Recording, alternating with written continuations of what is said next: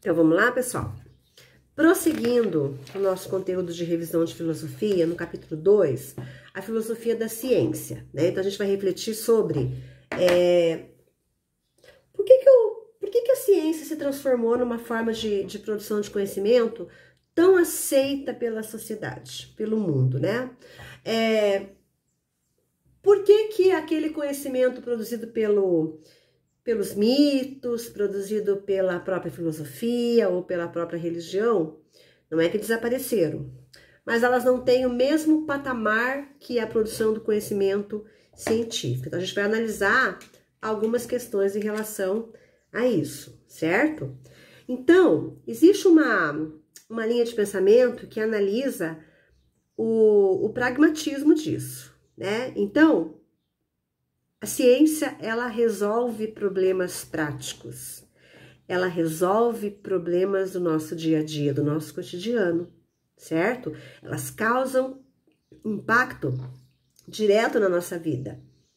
É graças à ciência que a gente tem descobertas científicas que resolvem, por exemplo, na questão da medicina, na questão de medicamento, na questão das tecnologias, das máquinas e tudo mais que a gente utiliza, certo?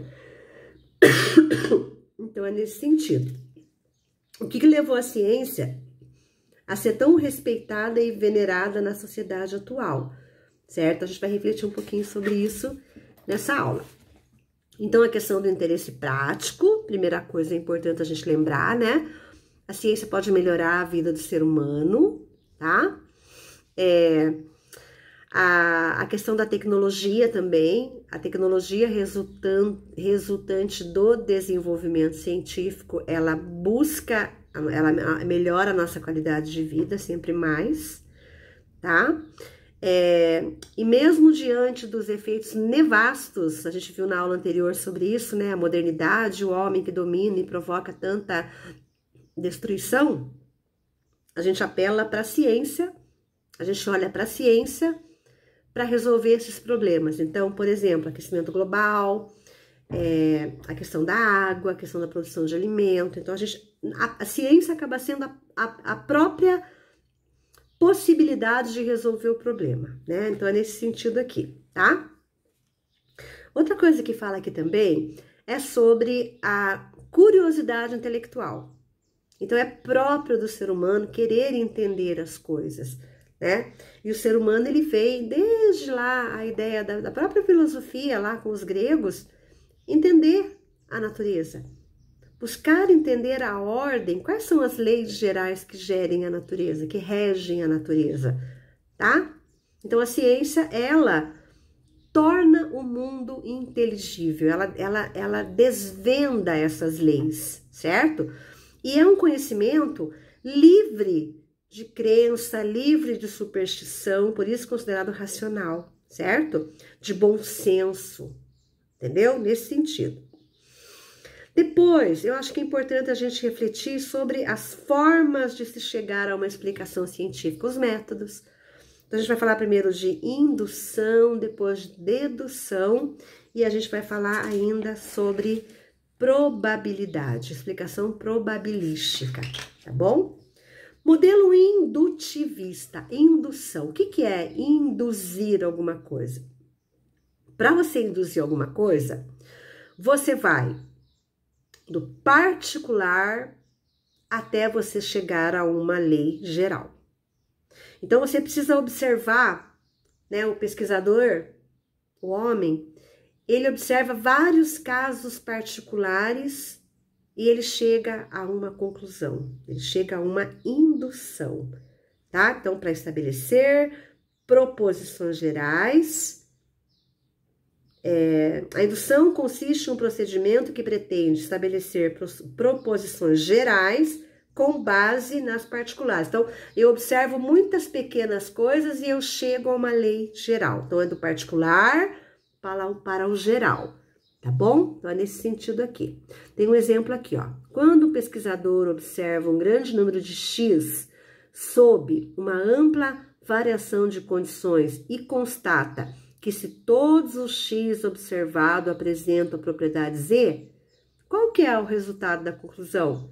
Todos os X são dotados de Z. Então, você observa muitos particulares, você vai chegar a um resultado. Isso é indução, tá? Tem outro exemplo aqui, ó. Quando eu afirmo todo papel é combustível. Todo papel é combustível. Então, eu vou testar o papel e a capacidade dele enquanto combustível em diferentes perspectivas, diferentes situações, né? E vou analisar aquilo, a mais variadas condições.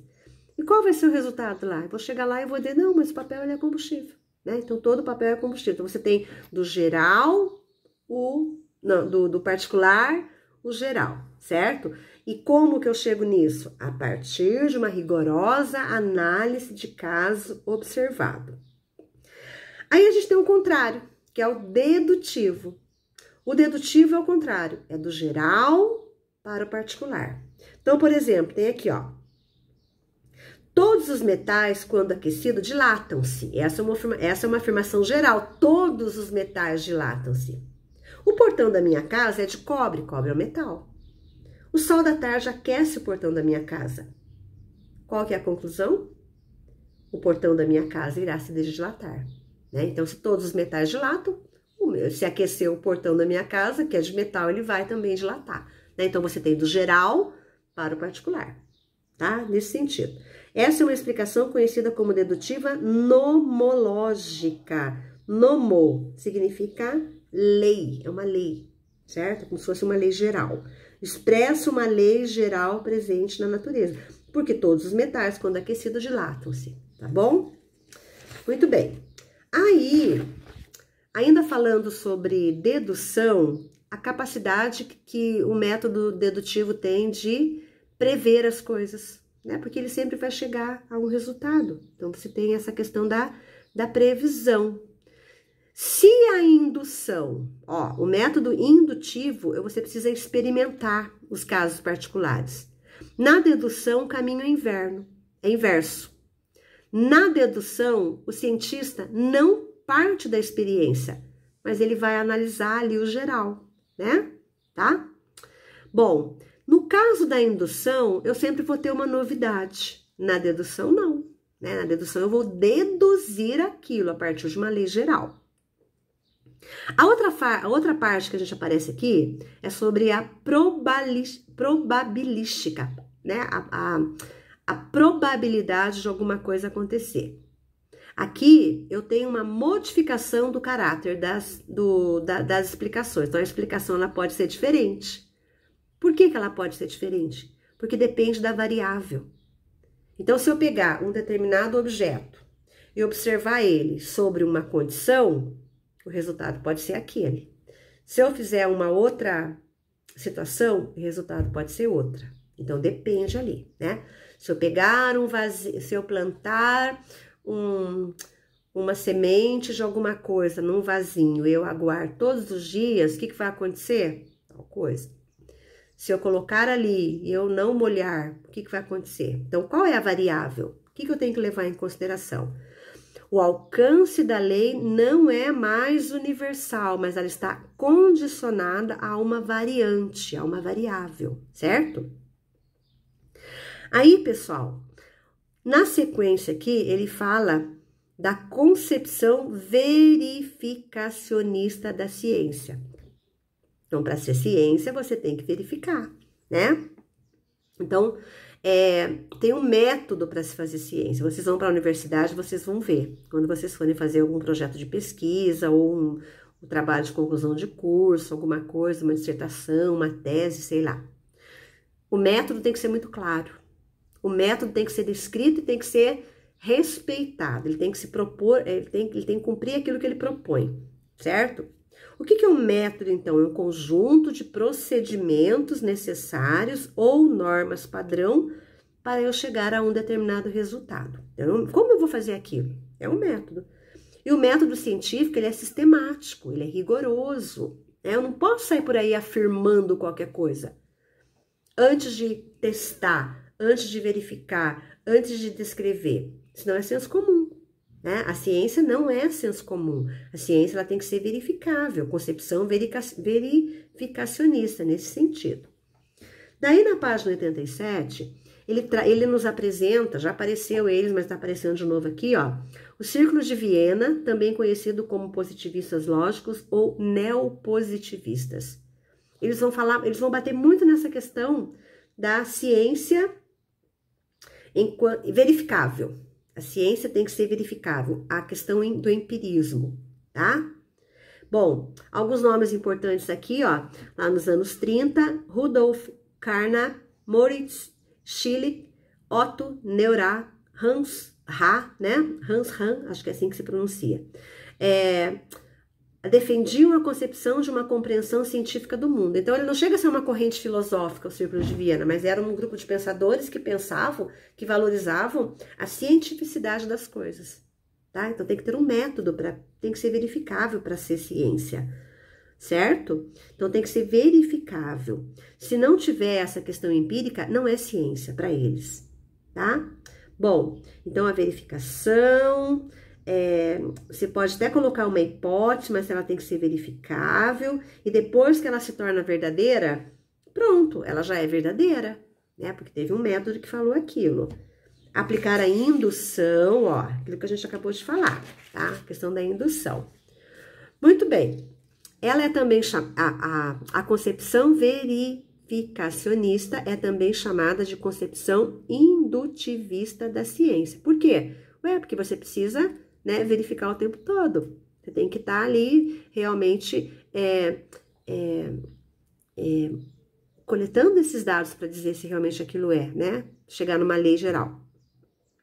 Acreditando-se que a indução conduziria às leis gerais presentes na natureza, os positivistas lógicos passaram para a história como o último projeto filosófico comprometido com a concepção de que seria possível atingir a verdade mediante enunciados observacionais. Então, o último projeto filosófico comprometido com a concepção de que se poderia chegar a uma verdade. A gente pode chegar a uma verdade, né? Vamos pensar sobre isso.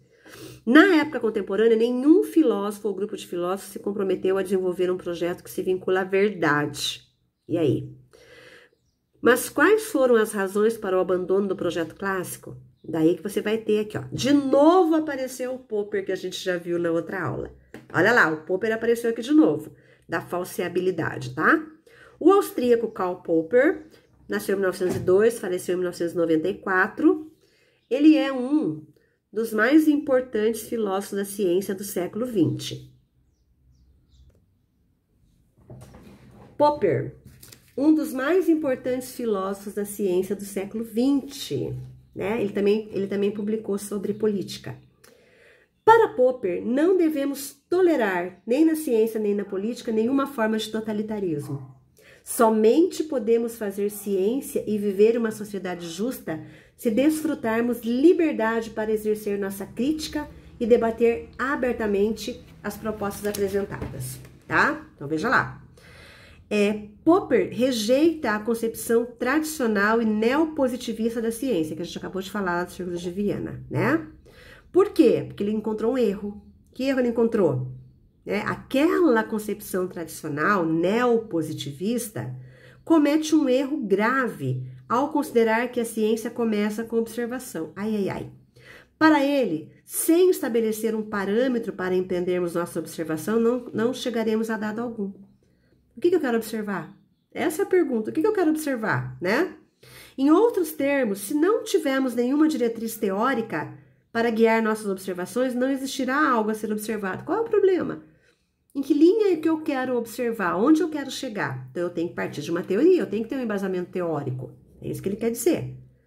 A investigação científica não pode se iniciar com observações puras, neutras, imparciais, pois o cientista, antes de iniciar suas práticas, sempre tem uma ideia, ainda que provisória, do que deve ou não observar. Quando você vai fazer alguma coisa, já tem uma intenção. Você sabe o que você quer. Eu não vou estar lá do nada e, de repente, eu vou... Nossa, vou observar aquilo. Não, eu vou detectar um problema, tá? Então, ele faz essa crítica ao neopositivismo. As críticas de Popper ao conceito verificacionista e indutivista da ciência encontram amparo nas análises dos psicólogos e filósofos contemporâneos, né? Porque a ideia da percepção. Até então não se falava de percepção humana. De acordo com essas análises contemporâneas, a apreensão da realidade se faz parcialmente mediante recortes próprios de cada observador, determinados por suas experiências prévias, pelas teorias que aceitam, pelos objetivos que têm em vista, por seus valores, ou seja, pelos conteúdos previamente presentes em suas mentes. Subjetividade. Cada um de nós temos a nossa subjetividade, nós temos as nossas crenças, nós temos os nossos valores, nós temos aquilo que a gente acredita, aquilo que a gente não acredita. Como que eu vou me desvencilhar daquilo que eu tenho, do subjetivo? É isso que ele quer dizer. Isso quer dizer que dois indivíduos, quando estão de frente para um objeto e não têm a visão comprometida por nenhum outro problema físico ou circunstanciais, têm uma sensação visual, mas eles não observam da mesma forma aquilo, porque cada um é de um jeito. Ou seja, ocorre em ambos uma reação física que pode ser descrita mediante termos fisiológicos que denominam essa experiência de ver. Como cada um vê alguma coisa, como cada um vê um problema, como cada um percebe um problema. Mas isso não implica afirmar que os dois observem o mesmo jeito o objeto. E aí? A observação implica algo mais do que meramente estímulos físicos. A observação do dia a dia especialmente no âmbito científico, pressupõe que o conhecimento que possibilita interpretar o que vemos. Interpretar o que vemos, né? Na faculdade vai ficar mais fácil vocês entenderem isso. Quando você tem que resolver um problema, um projeto de pesquisa, uma proposta de um projeto, alguma coisa, cada projeto, você pode dar o mesmo tema para N pessoas, cada um vai enxergar aquilo de uma forma diferente, tá? São bastante conhecidas duas figuras representadas a seguir. Podemos, de acordo com a nossa bagagem intelectual, interpretar de forma diferente. Cada um tem uma bagagem intelectual, cada um vai interpretar de forma diferente.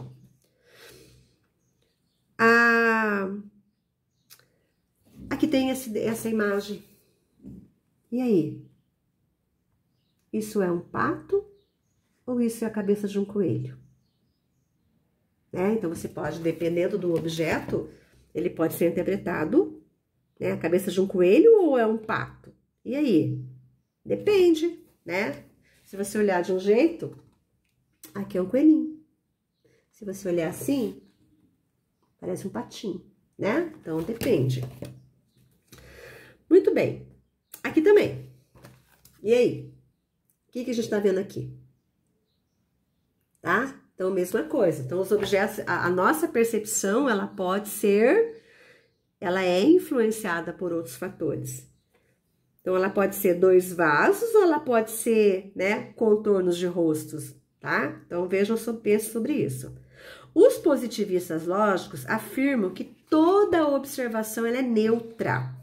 Será que ela é neutra? Né? Ele vem falar que não. Isso significa que temos primeiro que aprender, depois observar e somente então temos a capacidade de teorizar, criar novas teorias. Um exemplo para ilustrar a tese de Hanson é o que escreveu o texto que está ali em cima, tá? Foi fornecido pelo físico Pierre Durkheim. Imagine a seguinte situação: você, um físico e uma criança de 3 anos visitam um laboratório de física em uma tradicional universidade brasileira. Podemos, com toda certeza, afirmar que vocês 3 não observam da mesma forma. Cada um vai observar de uma forma, né? Ainda que todos tenham a mesma experiência visual. Você vai enxergar a mesma coisa, só que você não vai interpretar a mesma coisa. O físico observa instrumentos observados para conduzir uma experiência sobre a luz.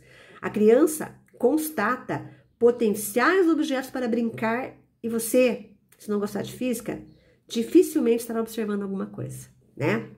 O que torna a observação do grupo tão diferente é o conhecimento anterior, afirmaria Popper, né? O que eu tenho de conhecimento anterior para entender daquilo ou não?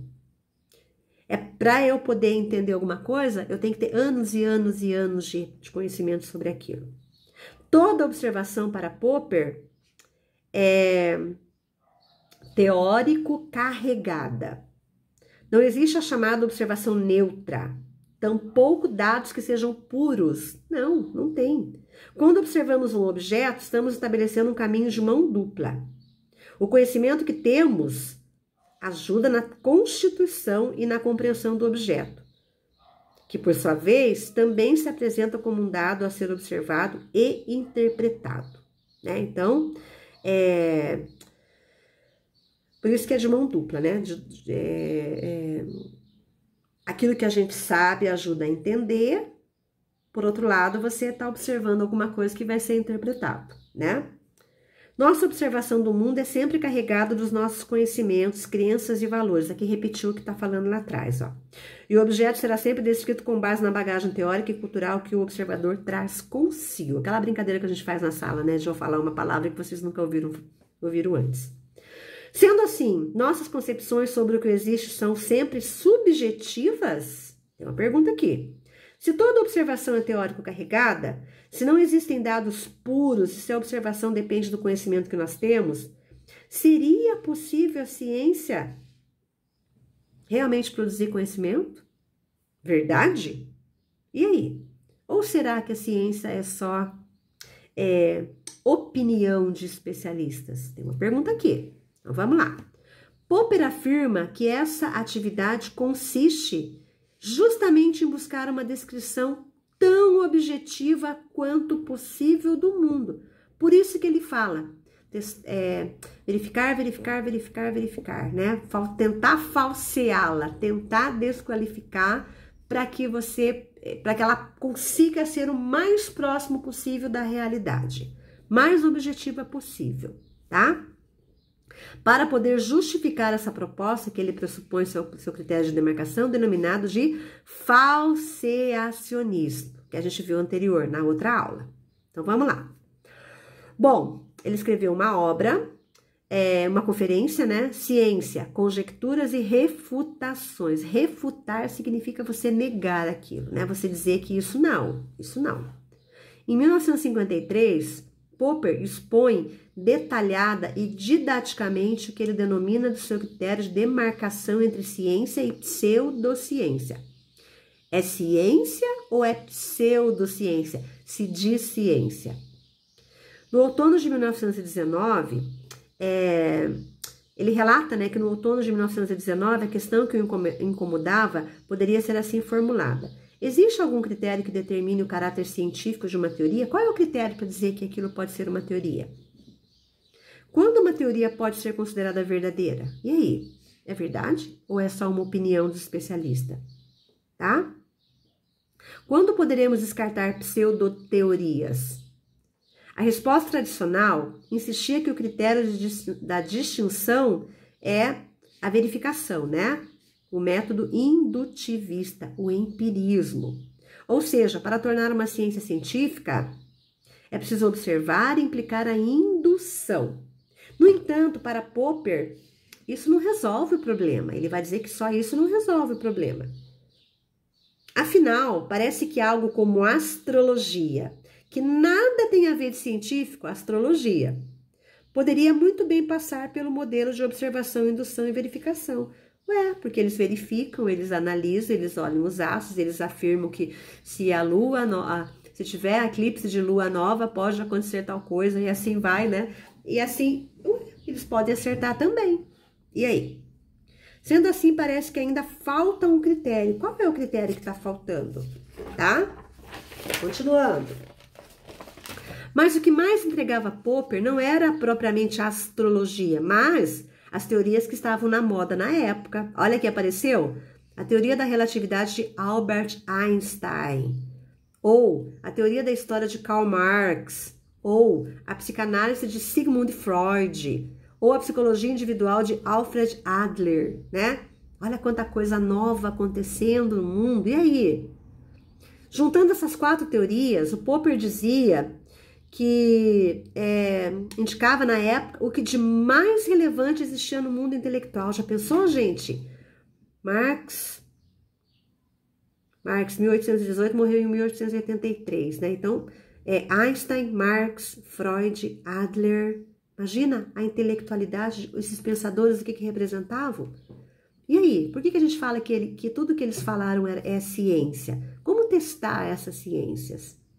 Em 29 de maio de 1919, um experimento realizado pelo físico escocês Eddington empolgou o nosso filósofo, o Popper. Pela primeira vez, ocorreu uma confirmação empírica da teoria da relatividade do Einstein.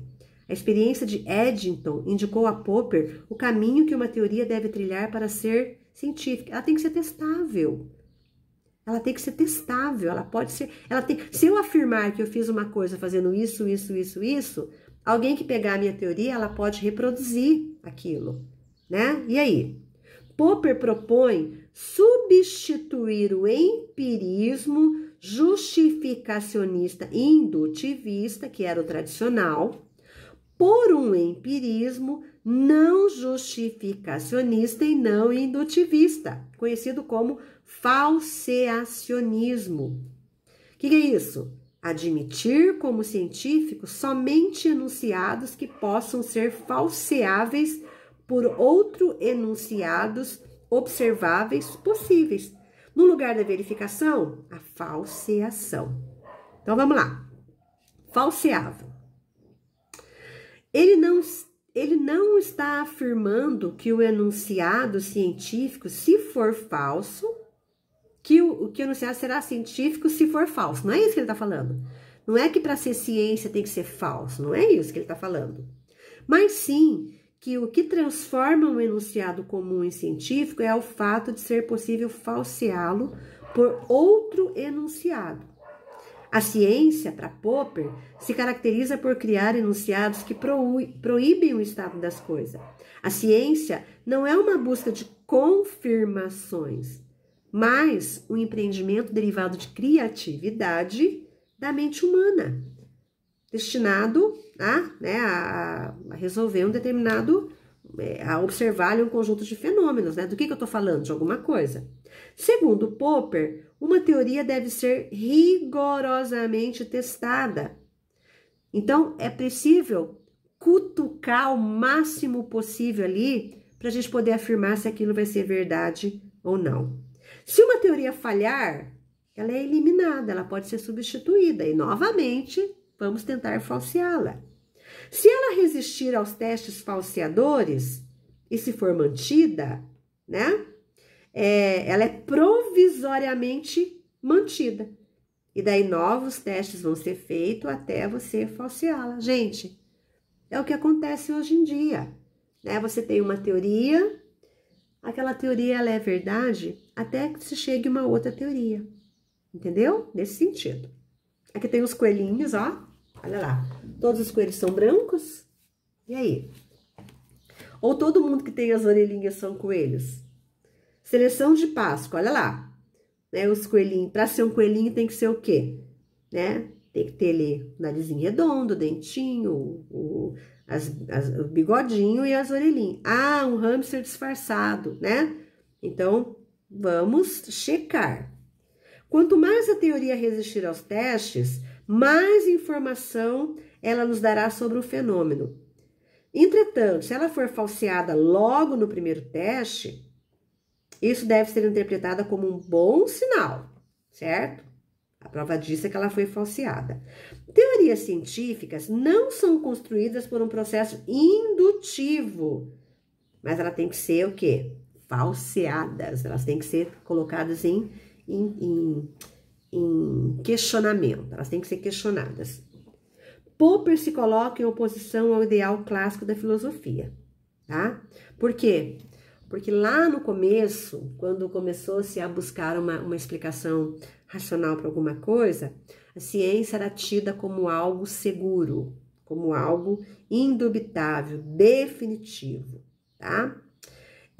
Agora ele não, ele dizia que assim, aprendemos com os nossos erros, né? Então é possível o tempo todo voltar atrás, refazer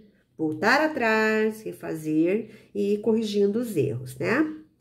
Somente as teorias passíveis de serem falseadas por observações sobre o mundo merecem o título de ciência, tá? Então vamos lá. E aí, o que ele fez com as teorias de Marx, Freud e Adler? Diferente da teoria da relatividade de Einstein, para a gente falar das ciências humanas ou da psicanálise, né? E aí? Ele diz que não pode ser consideradas científicas. Para ele, a teoria de Marx, se foi a que mais se aproximou desse status, acabou, devido à interferência dos marxistas, deixando de ser considerada uma explicação científica. O que fizeram os marxistas de tão grave? Segundo Popper, a descrição feita por Marx afirma a necessidade de uma nação passar por vários estágios para chegar ao comunismo.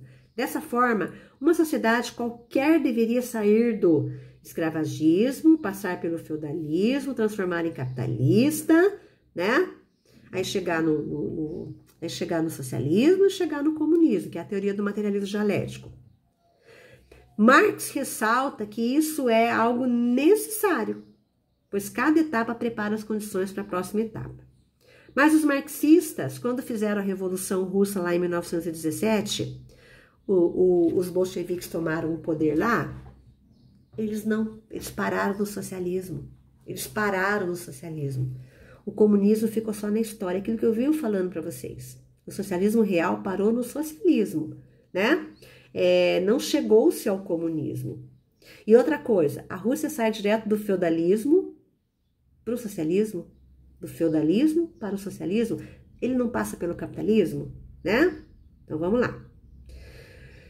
O resultado dessa adequação feita pelos marxistas para justificar a Revolução Russa, segundo Popper, foi tornar a teoria da história de Marx impossível de ser falseada.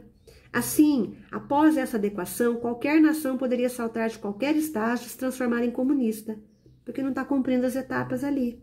E a teoria do Marx ela é muito objetiva, ela fala dos modos de produção. Dessa forma, os marxistas estariam aptos a usar a teoria da história do Marx para justificar qualquer revolução, o que para Popper é um absurdo, né? Então, de acordo com o Marx, os marxistas se apropriaram da teoria do Marx para chegar ao poder, né? O que a gente sabe. Quando uma teoria deixa de ser falseável, perde todo o seu teor explicativo e se torna dogmática. Dogma é uma verdade que ela é engolida, né? Para Popper, foram os marxistas que generalizaram a teoria do Marx e impossibilitaram sua falseação. O problema não é o Marx, o problema são os seus seguidores, transformando uma teoria racional e passível de crítica em uma proposta impossível de ser falseada. Tá? Então ela virou uma doutrina ali, que impõe uma verdade, não admite a falseabilidade. No caso do Freud e do Adler, é semelhante, tá? Então vamos lá. Bom, o Marx teria sido alterado pelos seus discípulos para chegar a um fim.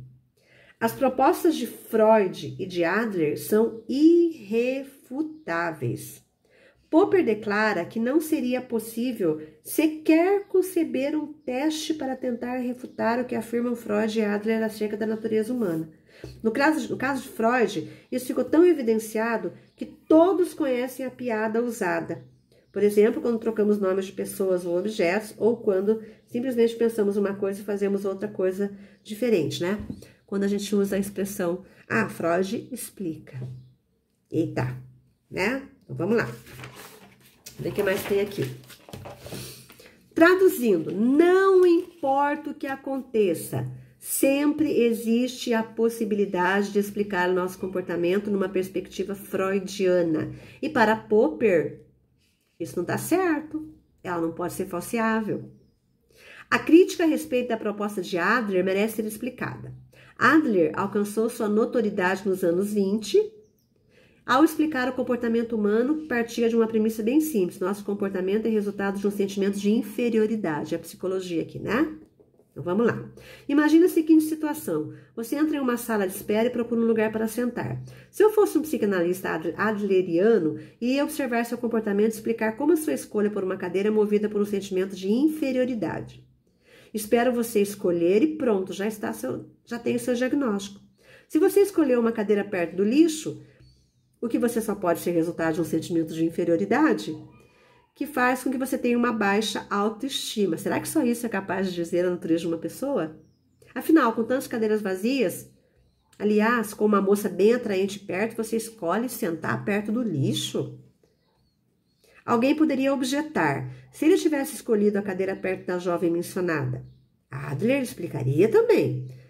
Para demonstrar a sua conduta não é determinada pelo sentimento de inferioridade, o sujeito procurou um local em que provocaria a sensação de autoestima de um sujeito de iniciativa, capaz de sair bem de qualquer situação. Ou seja, eu posso interpretar de diferentes formas possíveis. Por isso que ele vai deslanchar, vai refutar, né, a teoria do Adler. Adler diria que, diante de uma nova situação, sem saber como agir e acreditando que não poderia agir com naturalidade em uma sala com outras pessoas, ele simplesmente evitou a situação fugindo, que também indica um sentimento de inferioridade. Sempre você vai chegar na mesma coisa. Aos olhos de Popper, o fato de as hipóteses de Freud e Adler serem sempre confirmadas não é uma virtude, mas é um defeito, né? É um defeito. Essas teorias, tal como formuladas por seus idealizadores, são muito semelhantes à previsão dos horóscopos, tais gerais que não conseguem ser falseadas. E, se não podem ser falseadas, não podem ser teorias científicas, de acordo com Popper. Para encerrarmos, por que somente teorias ou enunciados falseáveis merecem o título de científico? Porque os enunciados que são falseáveis estimulam a crítica e o debate. Para ser científico, tem que levar os cientistas ao debate, à crítica, à discussão, né, à construção. Se for dogmático, é aquilo e ponto final. Não tem conversa. A principal característica de alguém que se comporta de forma dogmática é não considerar a razão, é irracional. Importa para Popper estudar como as teorias científicas são discutidas, ou seja, como devemos incentivar permanentemente o debate teórico